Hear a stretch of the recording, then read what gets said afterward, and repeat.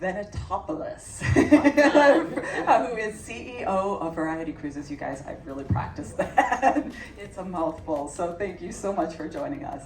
And next to him is Isis Ruiz, who is the Chief Growth Officer at Virgin Voyages. And so we are going to jump right in and do some questions. And it's funny, but we're looking at our archives of Variety Cruises back in the day, and it's young people in their 40s, 30s, swimming off the back of the boat and having fun. And then you look at our customer pre-COVID, 2019, older demographic, 60 plus years of age. And then we said, okay, we want to attract a new demographic. We want to attract, actually, I'll be honest with you, I want to make my boats cool so that I want to have fun myself. So that's the customer I'm trying to find. I was on a cruise and you should. I was with this gentleman in the Seychelles. We had fun over there, swimming, dancing, drinking, partying. Same thing, I was in Tahiti the other day. I have a very funny story, which I don't know if I should share now, but I found this spiritual healer walking on the streets, and she came on board, and we started implementing wellness components to our cruise. And so now it's like, how do we take that message and really start messaging it in the right way to the customer so that they understand? So social media is one, we're really active on our social media, and it's really revamped. So if you scroll back to 2019 and you see what's happening today, you'll see a very different Variety Cruises world. So we're aligning our experiences, and we have a campaign which is called Going Deeper. It's playful, we know that. We were laughing in the room when we did it, but that's again the fun component to it. We just want to remind ourselves that cruising is fun for us, and that's what we're doing. So we're trying to get that message across.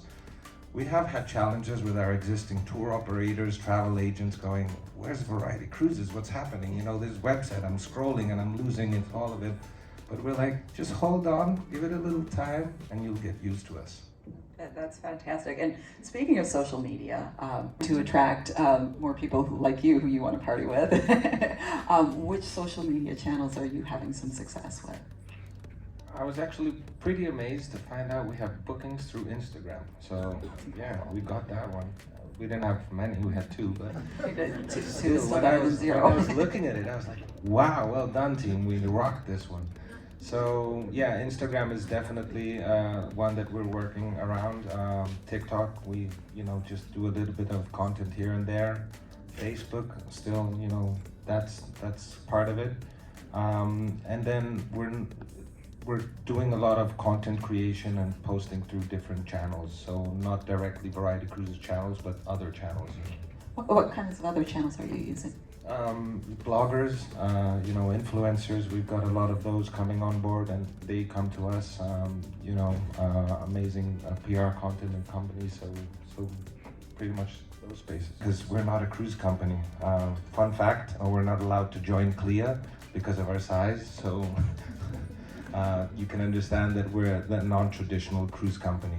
And the challenge we have is to really communicate that message to people and to get that airtime in this very busy world that everyone lives in, and in this marketing budgets that we have to play against with the big guys, and really getting the message across to say we exist.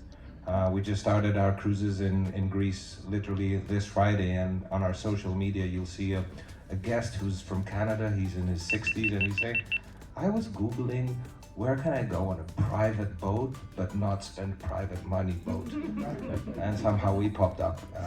So yeah, that's pretty much it in a gist. We are, everyone talks about cruise for non-cruisers, but in reality, it's not a cruise. The only thing that we have familiar to cruising is you start at point A and you go B, C, D, E. Actually, that's not even true because the weather changes a lot, so it might go from A to Z to B to C to B to A. So that also, so now we're talking a lot about people who have been on cruises expect to be at 3:15 in Venice. You're never at 3:15 with us, never ever. So we're talking to a very open-minded traveler as well in that space. Well, speaking of the traveler, when it comes to that new to cruise and first time cruiser, how do their expectations differ from that more traditional passenger? How do they differ, the cruise expectations? I guess, just going on our website and understanding that, there's only one restaurant and you will be sitting next to each other. Obviously there is, the flexibility of going and eating outside. And so there is that expectation of cruisers that, we don't cater to all passengers. We're not a company that will have 24-hour room service, so we're very different in that aspect as well. So I don't know if that covered the question. That covered the question. I was going to give your search engine team kudos for you popping up on that search query, by the way. That's hard work to be able to get that traffic coming to your site. So I just wanted to comment on that. In my head, I just was thinking, note to self, write an article about. Correct, exactly. That yacht Organic experience. content. Yeah, exactly. The same question, Filippos. Are there some, in contrast with successes, are there some learnings you've had along the way that maybe some things didn't quite go the way you had planned? I think every day is a learning. This morning I had a wonderful call about one of our ships, so another learning there to go. But you only learn with experience and by swimming. So the biggest one in terms of marketing and our company has been our website. So our website, which we launched probably in October or November of last year, still the same for another few days. So if you want to check our learnings, check it today and then in a week.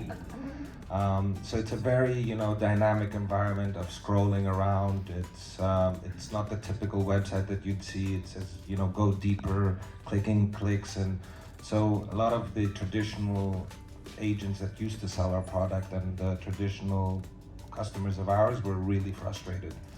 I got an email the other day titled "The Worst Website in History." So, yeah.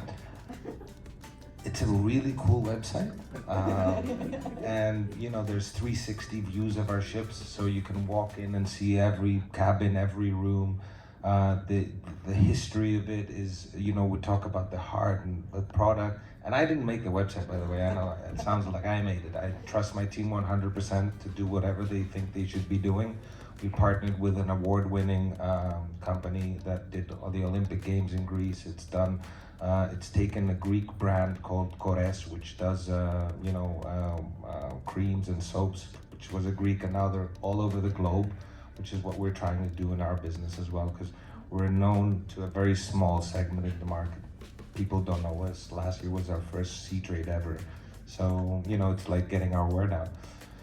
So the website and testing new things, it's gonna change and it's gonna go a little bit more traditional, unfortunately. But that's the reality of it there.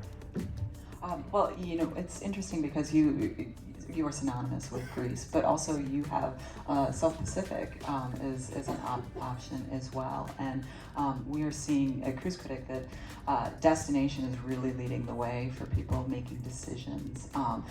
How are you seeing destination leading the way when it comes to first-time cruise? Does destination and what you do so well play into getting that first-time cruiser? For us, obviously, destination is it's critical point. So, new destination, new customer, new opportunities there. We see the new destinations as a funnel to use our existing customers and really our repeat customers. So right now, yes, we launched French Polynesia and 40%, very happy, our repeat customers of Variety. If you think about our repeat customer in 2013, when I left our business, it was 3%. So it was all Greece. So you didn't have that much of repeat customer. So yeah, it comes a little bit in contrast with the title of our session here. But yes, destinations for sure are a way to attract new cruisers, 100%. Now we're looking at the Philippines, which is another destination that we're looking at introducing, the Maldives, and I'm sure these are traditional. Maldives is a very honeymoon destination, but there's a few hotel chains that are operating boats there, by the way. But yeah, destination play a critical role in attracting new customers for sure. Filippos, can you tell us about some of the successes that you have had attracting and bringing on those new to cruise, first-time cruisers? Luck. That's also a great strategy. Successes. I think, you know, what really makes our success a success is that we do everything that we do with a lot of heart. So in our business, we strive to, we were proud to say we're a family business, and family not just the Venetopoulos, well said by the way in the beginning, but the entire Variety Cruises family. So, you know, our staff who have been with us from my grandfather to my father, now to myself. And so everything that we do comes from the heart. In our meetings, I had the vice president of an airline come in to train our executive team, and before coming in, you know, I said to him, what are our values, our family, passion? He's like, family, you know. And he came into the meeting, and then he stepped out and he said, oh my God, it is really a family.